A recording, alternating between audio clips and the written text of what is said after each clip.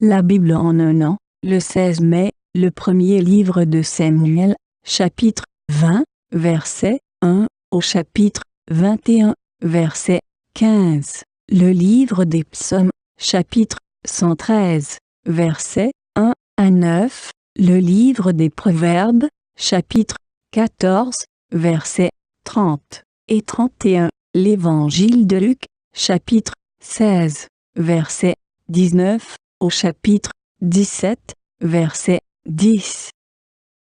1 Samuel, chapitre 20. David s'enfuit de Najoth près de Rama. Il alla trouver Jonathan et dit, « Qu'ai-je fait? Quelle est ma faute? Quel est mon péché aux yeux de ton père pour qu'il en veuille à ma vie? » Jonathan lui répondit, « Certainement pas, tu ne mourras pas. Mon père ne fait absolument rien sans m'en informer. Pourquoi donc me cacherait-il cela? Non, ce n'est pas le cas. » David répéta avec serment, « Ton père sait bien que j'ai trouvé grâce à tes yeux. » Et il se sera dit, « Que Jonathan ne le sache pas, cela lui ferait de la peine. » Mais l'Éternel est vivant, et ton âme est vivante.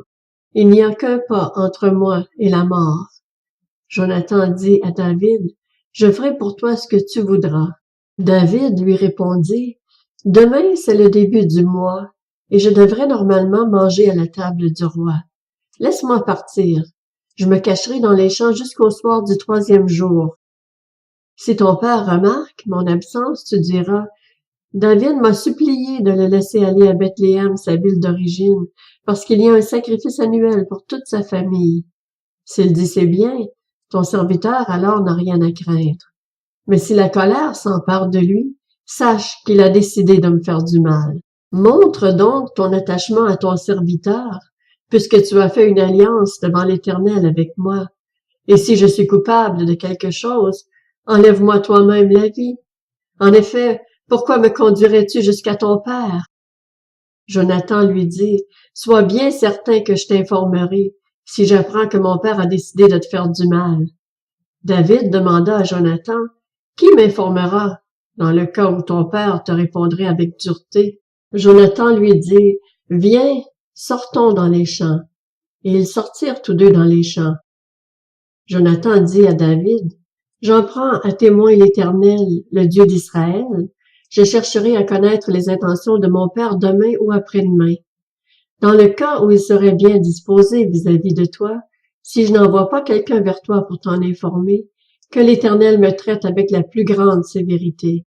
Dans le cas où mon père trouverait bon de te faire du mal, je t'informerai aussi, et je te laisserai partir afin que tu t'en ailles en paix. Que l'Éternel soit avec toi, comme il l'a été avec mon père.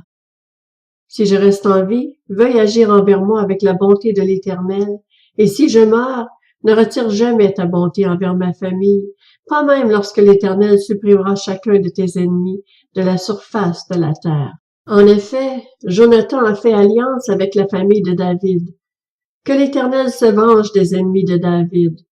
Jonathan fit encore prêter serment à David au nom de son amour pour lui, car il l'aimait comme lui-même. Jonathan lui dit, « Demain c'est le début du mois. On remarquera ton absence car ta place sera vide. Tu descendras le 3e jour jusqu'à l'endroit où tu t'étais caché le jour où l'affaire a commencé, et tu resteras près de la pierre de zèle.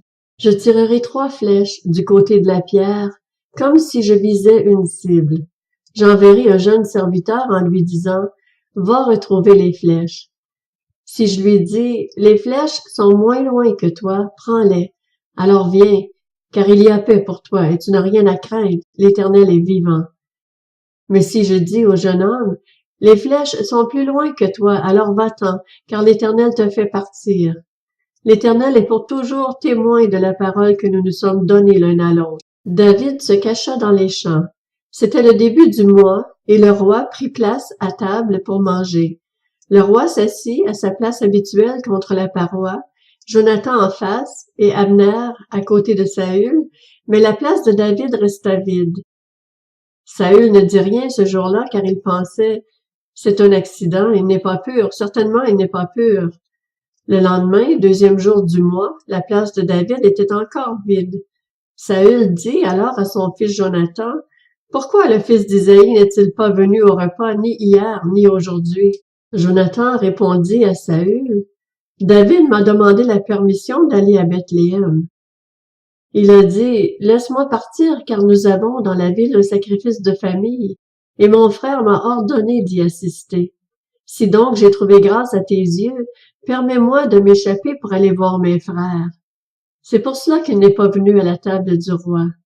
Alors la colère de Saül s'enflamma contre Jonathan, et il lui dit, Fils d'une femme perverse et rebelle, je sais bien que tu as pris parti pour le fils d'Isaïe, à ta honte et à celle de ta mère.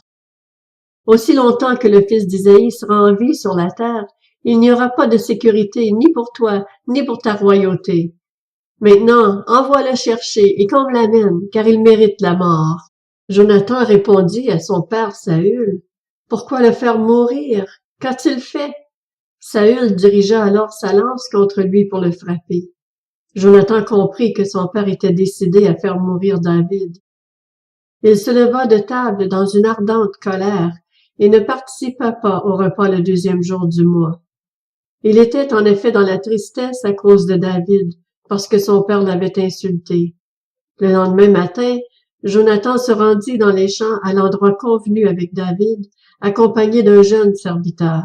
Il lui dit, « Cours, retrouver les flèches que je vais tirer. » Le serviteur courut, et Jonathan tira une flèche qui le dépassa. Lorsque le garçon arriva à l'endroit où se trouvait la flèche qu'il avait tirée, Jonathan cria derrière lui, « La flèche n'est-elle pas plus loin que toi? » Il lui cria encore, « Vite, dépêche-toi, ne t'arrête pas. » Le serviteur de Jonathan ramassa les flèches et revint vers son maître.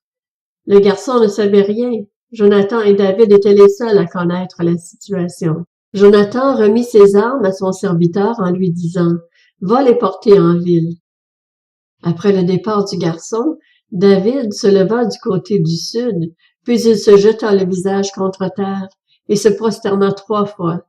Les 2 amis s'embrassèrent et pleurèrent ensemble, en particulier David.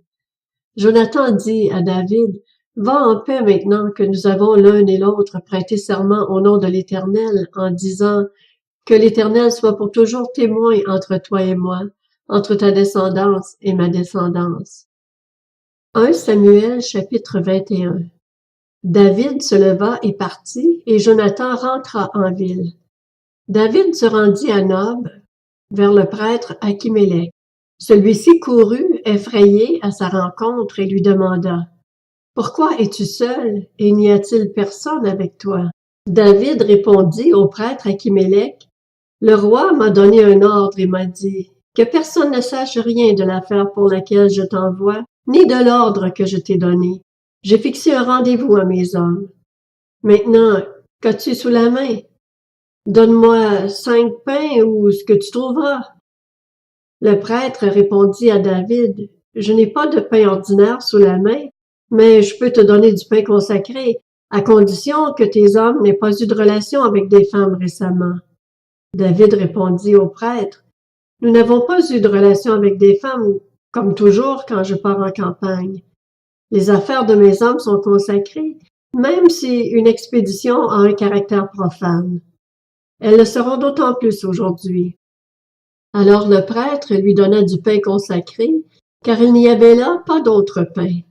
On l'avait retiré de devant l'Éternel pour le remplacer par du pain chaud au moment où on l'avait pris. Ce jour-là, un des serviteurs de Saül était présent, enfermé qu'il était au service de l'Éternel.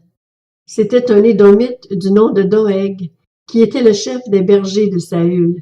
David dit à Achimélec, « N'as-tu pas sous la main une lance ou une épée? » En effet, je n'ai pris avec moi ni mon épée ni mes armes, parce que l'ordre du roi était urgent. Le prêtre répondit, « Il y a l'épée de Goliath, le Philistin, que tu as tué dans la vallée de La. Elle est enveloppée dans un drap derrière l'éphod. Si tu veux la prendre, prends-la, car il n'y en a pas d'autre ici. » David répliqua, « Il n'y en a pas de pareille, donne-la-moi. » David se leva et s'enfuit le jour même, loin de Saül. Il arriva chez Achish, le roi de Gath. Les serviteurs d'Achish lui dirent, « N'est-ce pas David, le roi du pays? » N'est-ce pas celui en l'honneur de qui l'on chantait en dansant « Saül a frappé ses 1000 et David ses 10 000 » David prit ces paroles à cœur et éprouva une grande peur vis-à-vis d'Achish, le roi de Gath.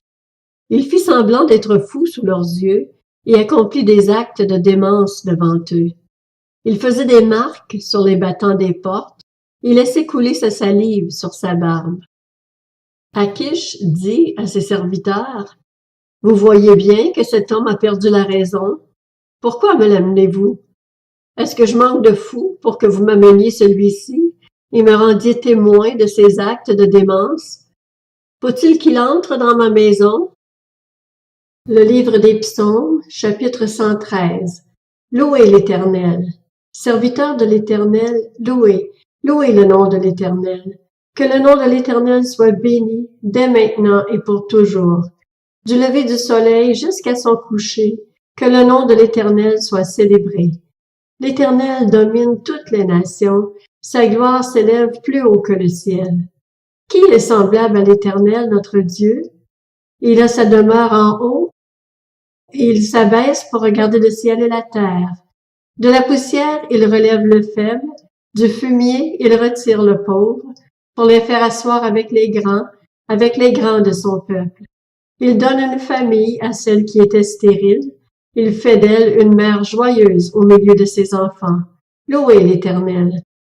Le livre des Proverbes, chapitre 14. Un cœur paisible est la vie du corps, tandis que l'envie est la carie des os. Exploiter le faible, c'est insulter son Créateur, mais faire grâce aux pauvres, c'est l'honorer. L'Évangile de Luc, chapitre 16. Il y avait un homme riche qui s'habillait de pourpre et de fin lin et qui chaque jour menait joyeuse et brillante vie. Un pauvre du nom de Lazare était couché devant son portail couvert d'ulcères. Il aurait bien voulu se rassasier des miettes qui tombaient de la table du riche. Cependant, même les chiens venaient lécher ses ulcères. Le pauvre mourut et fut porté par les anges auprès d'Abraham. Le riche mourut aussi et fut enterré. Dans le séjour des morts, en proie à une grande souffrance, il leva les yeux et vit de loin Abraham avec Lazare à ses côtés. Il s'écria, « Père Abraham, aie pitié de moi et envoie Lazare pour qu'il trempe le bout de son doigt dans l'eau afin de me rafraîchir la langue, car je souffre cruellement dans cette flamme. » Abraham répondit, « Mon enfant, souviens-toi que tu as reçu tes biens pendant ta vie et que Lazare a connu les maux pendant la sienne. Maintenant, il est consolé ici et toi tu souffres. De plus, il y a un grand abîme entre nous et vous, afin que ceux qui voudraient passer d'ici vers vous ou de chez vous vers nous ne puissent pas le faire. » Le riche dit, « Je te prie alors, Père, d'envoyer Lazare chez mon père, car j'ai 5 frères. C'est pour qu'il les avertisse afin qu'ils n'aboutissent pas, eux aussi, dans ce lieu de souffrance. » Abraham lui répondit, « Ils ont Moïse et les prophètes qui les écoutent. » Le riche dit, « Non, Père Abraham, mais si quelqu'un vient de chez les morts vers eux, ils changeront d'attitude. » Abraham lui dit alors, « S'ils n'écoutent pas Moïse et les prophètes, ils ne se laisseront pas persuader même si quelqu'un ressuscite. » L'Évangile de Luc, chapitre 17. Jésus dit à ses disciples, « Il est inévitable qu'il y ait des pièges, mais malheur à celui qui en est responsable.